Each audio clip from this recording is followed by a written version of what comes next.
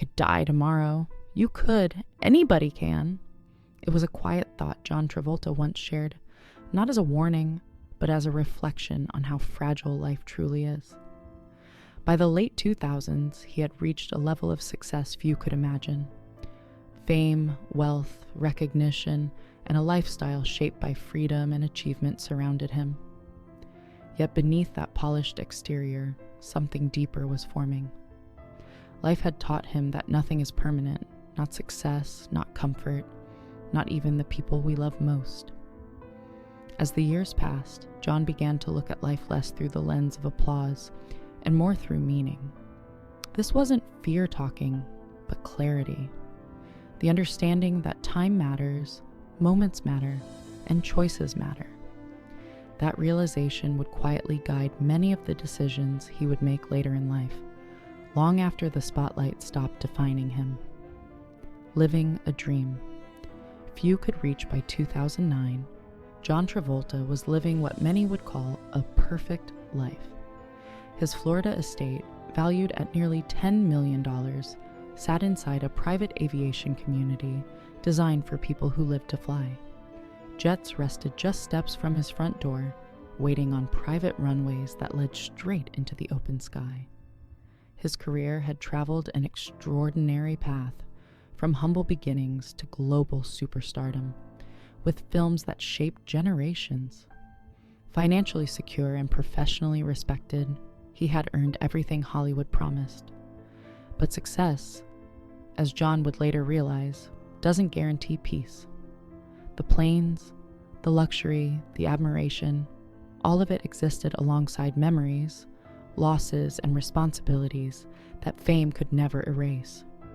While the world saw comfort and privilege, John was slowly learning that the most valuable things in life couldn't be purchased, flown, or displayed. They had to be protected, nurtured, and sometimes chosen over everything else. A childhood shaped by dreams and doubt. John Travolta was born on February 18, 1954, in Englewood, New Jersey, the youngest of 6 children in a working-class household. His father, Salvatore, ran a small tire business and worried constantly about money. His mother, Helen, was the opposite, filling their modest home with music, theater, and imagination. School was not kind to John. He was teased for his appearance, his quiet nature, and a speech stutter that made classrooms intimidating. But at home, something magical happened. Surrounded by siblings, John performed, danced, and acted out scenes, discovering a place where he felt safe and confident. His mother noticed his spark and encouraged him toward the stage, seeing talent where others saw insecurity. That encouragement gave him direction. In a world where he often felt invisible, performance gave John purpose and a sense of belonging. Leaving home with nothing but hope. By the age of 16, John Travolta made a bold decision that terrified and excited him at the same time. He left home for New York City with no money, no guarantees, and no safety net. He worked wherever he could, washing dishes, delivering flowers, and sleeping in shared rooms at the YMCA. Auditions were crowded, rejection was constant, and survival itself became part of his training. Yet something kept pushing him forward. In small community plays, John discovered that audiences responded to his instinctive energy. He improvised, trusted his feelings, and learned to listen rather than perform mechanically. Eventually, in one packed audition room filled with hopeful young actors, opportunity finally found him. It wasn't luck alone, but persistence meeting preparation. That single break didn't make life easy, but it opened a door. For the first time, John felt that the world might actually be listening. Fame arrives faster than expected. In 1975, John Travolta landed the role of Vinnie Barbarino on Welcome Back, Kotter, and everything changed almost overnight. His walk, voice, and mannerisms became cultural symbols, copied by fans across the country.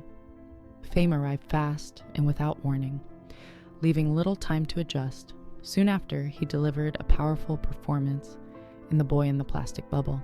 showing emotional depth that critics couldn't ignore. Then came 1977. Saturday Night Fever turned John into a global icon. The dancing, the confidence, the music, it all captured a generation. At just 23, he earned an Oscar nomination and became one of the most recognizable faces in the world. But with fame came pressure. Expectations grew heavier, decisions mattered more, and the line between success and collapse became dangerously thin. The rise was thrilling, but it left little room for mistakes. When success starts to slip. The early 1980s marked a difficult shift in John Travolta's career. Films failed to connect with audiences, and projects meant to revive his momentum instead highlighted how quickly Hollywood could move on. While performances like Blowout earned respect, they didn't translate into box office success. Other films were poorly received, and opportunities began slipping away. John also turned down roles that later became legendary, decisions that stayed with him longer than any bad review. The industry that once celebrated him now questioned him. Yet John didn't disappear. He continued working, learning, and waiting, even when the spotlight dimmed. This period wasn't about failure, but endurance. It tested his identity beyond fame and forced him to confront who he was without constant applause. Unbeknownst to him, a second chance was already forming, quietly waiting for the right moment. The comeback no one expected. In 1994, John Travolta accepted a role that seemed modest on the surface. Directed by Quentin Tarantino, Pulp Fiction changed everything. His performance was raw, unexpected, and unforgettable, reminding audiences why they had fallen in love with him in the first place. The comeback wasn't just professional, it was personal. Offers poured in, respect returned, and John entered a new phase of his career defined by choice rather than desperation. Over the next decade, he earned millions, but more importantly, control. He invested in his passions, especially aviation, building a lifestyle that reflected freedom rather than excess. His Florida home became a sanctuary where planes, family, and privacy coexisted. Flying gave him peace, a space where silence replaced noise. Acting paid the bills, but flight restored balance, allowing him to live on his own terms.